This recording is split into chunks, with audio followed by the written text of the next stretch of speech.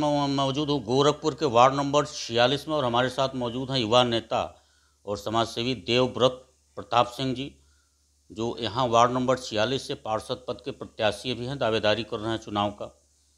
बाकी हमारी बहुत सारी बातें होंगी नेताजी से, कुछ इनके उद्देश्य को लेकर, कुछ यहाँ वार्ड नंबर 46 के विकास को लेकर, कुछ इनके सोच को लेकर, यहाँ की जनता की समस्याओं को लेकर।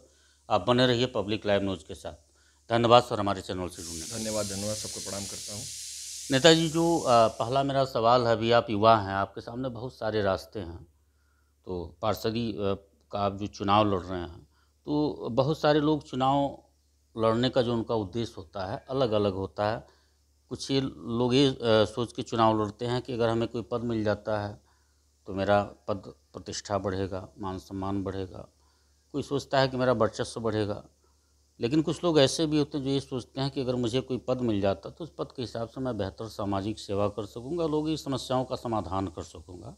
तो आपकी सोच नेताजी क्या है? जी, मेरी सोच ये है कि अगर मुझे पद मिल जाता है पार्षद का तो मैं जनता की सेवा करूँगा और लोगों के विकास के लिए जो भी हो सकता है लोगों के लिए करूँगा।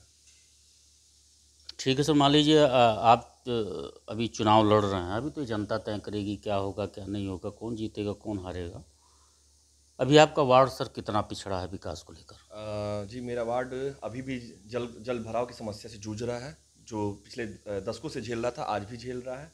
और मेरे वार्ड में सड़कें जो हैं जर्जर स्थिति में हैं और तमाम लाइटें ख़राब रहती हैं हमेशा। और सड़कें आज पहले भी नालियाँ नहीं हैं, जहाँ सड़क है वहाँ नालियाँ नहीं, नाली है सड़क नहीं है। बहुत सारी समस्याएं इस वार्ड में हैं इस तरह की। यानी बहुत सारी समस्याएं जी हैं। बिल्कुल। तो ये कहा जा सकता है कहीं ना कहीं जो आज तक पार्षद हुए तो इसको गंभीरता से नहीं लिए। जी, पहले भी पार्षद हुए तो बजट तो सरकार का आता ही था, काम भी हुआ करते थे, लेकिन ये थी कि नालियाँ आज बनती थी 6 महीने में टूट जाया करती थी। और फिर चुनाव हुए, फिर लोग जीते चुनाव और उसके बाद से ये स्थिति है कि काम नगर निगम पे दोष डाल देते हैं कि नगर निगम में पैसा नहीं है, बजट नहीं है, 4 साल से नगर निगम में पैसा नहीं आया, ये है वो है, तमाम समस्या लोगों के सामने बता देते हैं। और सबसे बड़ी समस्या तो ये है कि कूड़ा जो है, जो भी कूड़ा है घरों से उठाते हैं, सेलेक्टेड घरों से उठाया करते हैं, सबके यहाँ से उठाई है। सफाई की सबसे बड़ी समस्या है वार्ड में। यानी जो माननीय प्रधानमंत्री जी का एक स्वच्छता का अभियान है, वो कहीं ना कहीं यहाँ पे पक्षपात के रूप में है। यहाँ उसमें टोटल समझिए 39 सुपरवाइजर 39 फील्ड में काम करने वाले सफाई कर्मी है मेरे वार्ड में, और मैक्सिमम करप्शन के शिकार हैं, सब में भ्रष्टाचार लिप्त है। बहुत बड़ा इसमें बंदरबाट है। कुछ कुछ घरों पे जाके गाड़ियों से उठाया करते हैं, कूड़ा उठाते हैं, और बाकी जगहों पे बाकी लोग अन्य लोगों को छोड़ दिया गया, सामान्य परिवार को छोड़ दिया जाता है, उनकी कोई सुनवाई नहीं है। तो यहाँ पे कोई विरोध नहीं करता सर इसका? लोग एक्चुअली क्या है कि लोग 10 बजे सुबह, मैक्सिमम लोग जॉब करने वाले हैं, नौकरी करने वाले हैं, तो लोग सुबह निकल जाया करते हैं, शाम को आते हैं 5-6 बजे के बाद से। थोड़ा बहुत लोग कहते हैं, कोई सुनता नहीं है, कंप्लेन करने पे कोई सुनवाई नहीं है, तो लोग करें तो करें क्या, लोगों के सामने समस्या है। और बाकी खैर मुख्यमंत्री जी जब से बने अपने अपने यहाँ शहर के, तो थोड़ा बहुत तो विकास हुआ है नो डाउट, लेकिन यहाँ के जो पार्षद लोग हैं ये बहुत सारी समस्या, ये खुद ही जो है नाकाम साबित हो रहे हैं। तो ये कहा जा सकता है कि नेताजी की कहीं ना कहीं माननीय मुख्यमंत्री जी की छवियों को धूमिल करने का कार्य हो रहा है। बिल्कुल, माननीय मुख्यमंत्री जी की छवि को पूरी तरह धूमिल किया जाता है। आप हमारे वार्ड में आप सुबह कभी टहल के देख सकते हैं, झाड़ू 10 से 15% इलाकों में सिर्फ झाड़ू लगती है, सफाई होती है, बाकी ऐसे ही एज इट इज पड़ा रहता है। आप कंप्लेन करते रहिए, रोज बोलते रहिए, फ़ोन करते रहिए, कोई सुनवाई नहीं है। सर, आप चुनाव जीत जाते हैं अगर, जी। तो विकास को लेकर आपकी क्या सोच है और प्राथमिकता आप विकास में किसे देंगे?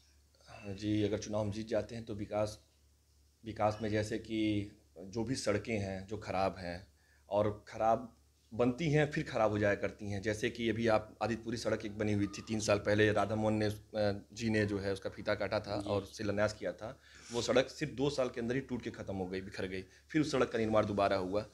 और जो सड़कें ख़राब हो रही हैं उनको दुरुस्त किया जाएगा, नालियाँ चाक चौबंद रहेंगी, और लाइट कंप्लेन जो है 24 घंटे के अंदर जो है ठीक कराने का कार्य किया जाएगा। किसी को निराश नहीं किया जाएगा वार्ड में, चाहे बहुत कार्य सर आप बिना पद पे भी रहे किए हैं वार्ड में। जी बिल्कुल, जैसे कि मैंने बहुत सारे वार्ड में कंप्लेन आया कि ये नहीं हो रहा वो नहीं हो रहा था, जैसे कि मैंने स्लैब, कई जगह नालियाँ टूटी हुई थी, लोगों को आने जाने पड़ता, तो मैंने खुद अपने और अपने साथियों के सहयोग से स्लैब डलवाने का काम किया और स्लैब गिरवाए। आप जाके पूछ सकते हैं, कई गलियों में सड़क नहीं थी तो मैंने खुद अपने सहयोगियों की मदद से मलबा डलवा के सड़क का निर्माण कार्य कराया, आप जाके पूछ सकते हैं। और करीब 12 से 15 नई लाइटें लगवाने का कार्य किया था, और जहाँ जहाँ मैंने लाइट लगवाई है आप जाके पूछ सकते हैं। जहाँ कंप्लेन थी कि लाइटें नहीं मिल रही हैं, लाइटें नगर निगम से नहीं आ रही हैं, तो मैंने भी कई बार पार्षद जी से बात की, लोगों से कहा भी, दबाव भी बनवाया, बोले कि नहीं नगर निगम में कोई लाइट नहीं आ रही, नहीं। तो हमने खुद अपने सहयोगियों की मदद से नई लाइट लगवाने का कार्य किया। और आपको बता दूं कि पिछले 1 साल पहले मेरे वार्ड में मैक्सिमम लाइटें जो है स्ट्रीट लाइटें ख़राब थीं, जो बंद पड़ी थीं। लोगों ने कंप्लेन किया तो मैंने जो है शुरुआत वहीं से की और मैंने लाइट ठीक करने का काम किया। और 1 महीने के अंदर मैंने देखा कि 60 से 70 लाइटें ठीक हो गई और आज भी वो लाइटें जल रही हैं। आप जाके पूछ भी सकते हैं, जैसे कि ये चतुर्वेदी कैंसर हॉस्पिटल की जो गली है, इसमें आप आएंगे तो एक शिवमलान पड़ता है, वहाँ पे आप देखेंगे हमेशा वहाँ अंधेरा रहता था, तो वहाँ स्नैचिंग का तमाम समस्याएं होती थी। तो एक भय कहीं ना कहीं महसूस होता था महिलाओं को। वहाँ लगातार लाइन से मैंने 3 लाइटें लगवाई हैं और आज जाके देखिए रात में कभी भी आप, तो वहाँ आपको हमेशा उजाला मिलेगा। आप मेरा नाम पूछेंगे, आप लोग बताएंगे हाँ ये देवरा प्रताप सिंह ने बिना पद पे रहते कार्य कराया है जी। और जो पद पे बैठे होते हैं वो नगर निगम के भरोसे बैठे कि नगर निगम देगा तो लगवाएंगे। अब नगर निगम देता भी है, लगता है क्या नहीं। और सबसे बड़ी समस्या बता दें आपको, तो आज तक 5 साल हो गए, 5 साल में मेरी गली में ही चाहे 50% 60% गलियों में आज तक मलेरिया का जो छिड़काव होता है जी, वो होता ही नहीं है। फॉगिंग तो की ही नहीं जाती है। आप कभी भी आके चेक करिए, फॉगिंग कभी होता ही नहीं है। और कहते नगर निगम की गाड़ी आएगी आएगी, लेकिन आती कभी नहीं है जी। सबसे बड़ी समस्या ये है। कूड़ा उठाने वाली गाड़ी अगर आप सुबह देख लेंगे तो वो सिलेक्टेड मेन रोडों से तो उठाती है और थोड़ी बहुत सिलेक्टेड घरों तक जाती है, काफ़ी पैसे वाले लोगों के यहाँ जाती है, उठाती है, वहीं से चली जाया करती है। और ये है आम आदमी के यहाँ कूड़ा वाला नहीं जाएगा। और वो भी जो गाड़ी है ठेले वाली आती उठाने वाली, वो भी 100 रुपये घरों पे चार्ज करती है और पैसे लेती भी है। और सबको पता है, लेकिन कोई कुछ बोलता नहीं है।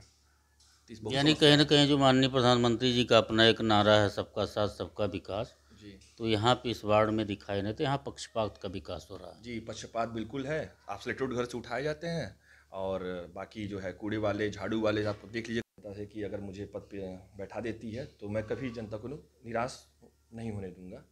और युवा सोच और युवा नई राजनीति की दिशा तय करेगी। वार्ड 46 युवा सोच और नई राजनीति की दिशा तय करेगी, नेताजी का कहना है। देवव्रत प्रताप सिंह जी का, जो वार्ड नंबर 46 से चुनाव लड़ रहे हैं, पार्षदी का, युवा भी हैं, संघर्षशील हैं और इन्होंने जो विकास का कार्य किया, बिना पद पे रहे इन्होंने विकास का शुरुआत कर दिया है।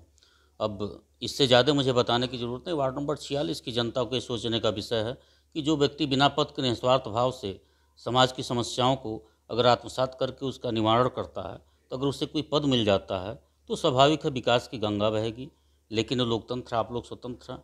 मैं कभी नहीं कह सकता कि आप लोग किसे मतदान करिए, लेकिन एक बार चुनाव करने के पहले चिंतन मंथन जरूर करिएगा, फिर चुनाव करिएगा पार्षदी का, क्योंकि आपका एक अमूल्य मत विकास में बहुत बड़ा भूमिका अदा करेगा और कहीं आपका एक गलत निर्णय आपको 5 साल पीछे ले जाएगा। आप बने रहिए पब्लिक लाइव न्यूज़ के साथ। अगले जनपद के साथ जल्द मुलाकात करवाते हैं।